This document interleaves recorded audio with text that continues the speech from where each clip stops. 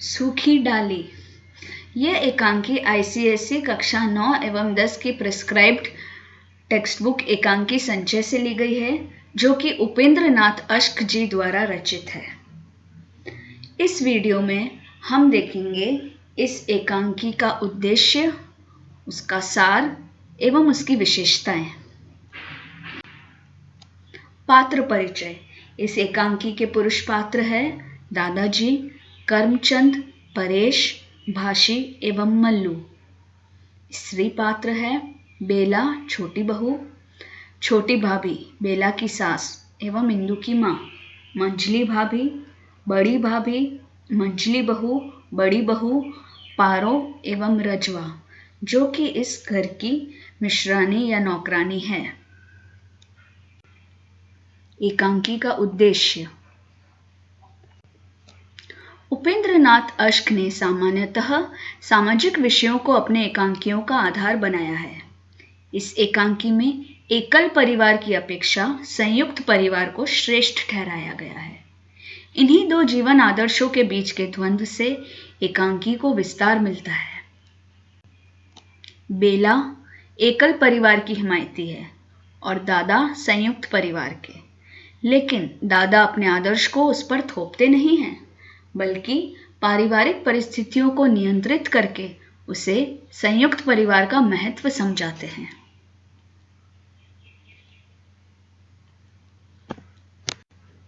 दादा के माध्यम से लेखक एकांकी के उद्देश्य को भी स्पष्ट करता है। दादा अपने बेटे करमचंद को संबोधित करते हुए कहते हैं कि मैं कहा करता हूं ना बेटा कि एक बार वृक्ष से जो डाली टूट गई उसे लाख पानी दो, उसमें वह सरसता ना आएगी। और हमारा यह परिवार बरगद के इस महान पेड़ की ही भांति है। अतः प्रस्तुत एकांकी में लेखक ने संयुक्त परिवार के महत्व का प्रतिपादन किया है। एकांकी का सार यानी समरी। एकांकी का आरंभ बड़ी बहू और इंदु के संवाद से होता है। इंदु बहुत गुस्से में है। बड़ी बहू के पूछने पर वह बताती है कि छोटी बहू बेला, जो कि जिसकी अभी अभी शादी हुई है, अपने मायके के सामने किसी को कुछ नहीं गिनती। आज उसने अपने घर में 10 साल से काम कर रही रजवा को काम से निकाल दिया। जब मैंने उसे समझाने की कोशिश की तो वह मुझ पर भी नाराज हो गई। इंदु बड़ी बहू को यह बता ही रही होती है कि वहां छोटी भाभी इंदु की माँ आ जाती है। उसके साथ रोती हुई रजवा भी थी। रजवा छोटी भाभी से कहती है कि माँ जी, आप मुझे अपने पास रखिए, मैं आज से उनका काम करने नहीं जाऊंगी। छोटी भाभी रजवा को शांत करने की कोशिश करती है। उसी समय मंझली बहू हंसते हुए प्रवेश करती है। वो बताती है कि छोटी बहू ने अपने कमरे का सारा फर्नीचर निकालकर बाहर रख दिया और वह परेश से बोली कि मैं इन टूटी फूटी कुर्सियों को अपने कमरे में नहीं रहने दूंगी। परेश ने उसे काफी समझाने का प्रयास किया, लेकिन वह नहीं मानी। अंततः परेश ही वहां से दादा के पास चला गया।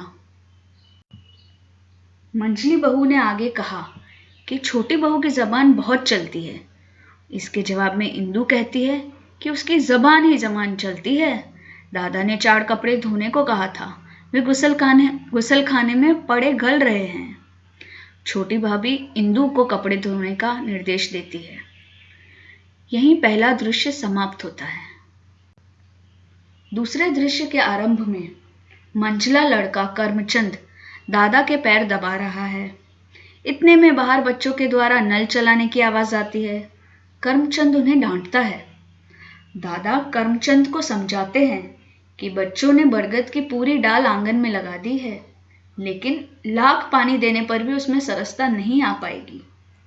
हमारा परिवार भी बरगद के पेड़ की भांति ही है।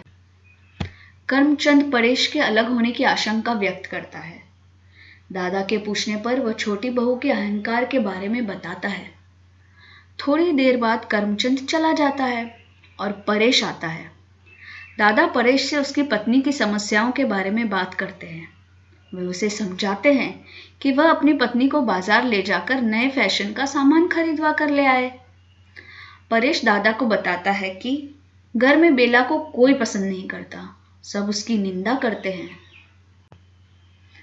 वह अब अलग गृहस्थी बसाना चाहती है। दादा उसे कहते हैं कि अलग हो जाना तो समस्या का आसान सा हल है, लेकिन मेरे जीते जी यह संभव नहीं है। मैं सबको समझा दूंगा, अब से कोई तुम्हारी पत्नी का तिरस्कार नहीं करेगा। परेश चला जाता है। दादा रजवा को बुलाते हैं और कहते हैं कि छोटी बहू को छोड़कर बाकी सबको बुलाकर ले आए। दादा सबको समझाते हैं कि छोटी बहू घर की पढ़ी लिखी लड़की है, वह बुद्धि में हम सबसे बड़ी है, हम सबको उसका आदर करना चाहिए। अगर तुम में से किसी ने उसका निरादर किया तो इस घर से मेरा नाता सदा के लिए टूट जाएगा। वह मंजली बहू और इंदु को अलग से समझाते हैं। तीसरे दृश्य में बेला बरामदे में पुस्तक पढ़ रही है। वह अपने आप से कहती है, पता नहीं कैसे लोग हैं इस घर के, कभी आग के जैसे गर्म और कभी मोम के जैसे कोमल। तभी उसकी सास वहां आती है। वह बेला से कहती है कि तुम सही थी, तुम परेश के साथ बाजार जाकर इस फर्नीचर के स्थान पर नया फर्नीचर ले आओ। बेला के निवेदन करने पर भी वह बैठती नहीं। कहती है, तुम बैठो बेटी, मुझे घर के बहुत काम हैं, मैं तुम्हारा समय नष्ट नहीं करना चाहती। मैं तो इसलिए आई थी कि एक बार रजवा को झाड़ना बुहारना सिखा देना, फिर वह गलती नहीं करेगी। छोटी भाभी के चले जाने पर मंजली भाभी और बड़ी बहू आते हैं।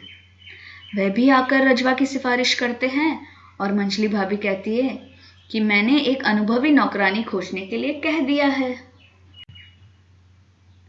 बेला बैठने के लिए कहती है, लेकिन वह भी नहीं बैठती। बेला शिकायत करती है कि आप मेरे साथ परायों का सा व्यवहार क्यों कर रही है। बड़ी बहू चली जाती है। तभी कह कहे लगाती हुई मंजली बहू, इंदु और पारो का प्रवेश होता है। वह हंसते हुए अपने पड़ोस में घटित एक घटना का जिक्र करती है। तीनों हंस रही होती है। तभी बेला को देखकर एकदम चुप हो जाती है। बेला आकर हंसने का कारण पूछती है। बेला जवाब ना पाकर चुपचाप चली जाती है। इंदु और मंजली बहू आपस में बात करती है कि दादाजी ने हम दोनों को विशेष रूप से सतर्क रहने को कहा था।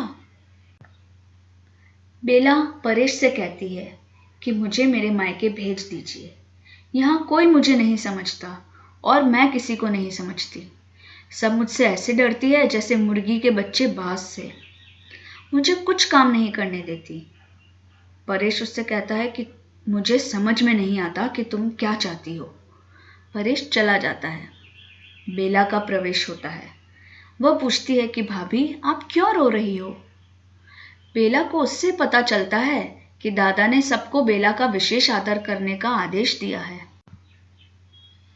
इंदु कपड़े धोने जा रही थी। बेला कहती है कि लाओ मैं धो दूं। दोनों मिलकर बरामदे में कपड़े धोने जाती है। दादा बेला को कपड़े धोते हुए देखकर विस्मित होते हैं। इंदु सफाई देती है कि मैंने भाभी को नहीं कहा, ये ही नहीं मानी। बेला दादा से कहती है, आप पेड़ से किसी डाली का टूटकर अलग होना पसंद नहीं करते, पर क्या आप यह चाहेंगे कि पेड़ से लगी लगी वह डाल सूखकर मुरझा जाए। बेला का गला भर आता है। अब वह भी अपनी गलती को सुधारकर सभी लोग के साथ मिलजुल कर खुश रहना चाहती है। इस एकांकी में दादाजी वट वृक्ष के समान अपने परिवार की रक्षा करते हैं और परिवार को बंट जाने से बचाते हैं। इस एकांकी की विशेषता, यह एक आदर्श एकांकी है जो आज भी समसामयिक है। संयुक्त परिवार में जो मजा मिलता है वह विभक्त परिवार में नहीं मिलता। बच्चों का दादाजी से कहानी सुनना और बच्चों की मस्ती पर डांटना भी सुंदर ढंग से दर्शाया गया है। बेला के काम को घर के सदस्यों का आपस में बांट लेना और बेला भी अपने आप को बदलकर घर के सदस्यों के साथ स्नेह विश्वास स्थापित करना भी बहुत महत्वपूर्ण अंश है। व्यक्ति के लिए स्वातंत्र्य जितना अनिवार्य है उतना ही कभी कभी घातक भी। हम अपने अगले वीडियो में देखेंगे व्याख्या के लिए कुछ महत्वपूर्ण अनुच्छेद एवं परीक्षा संबंधी कुछ अन्य प्रश्नोत्तर।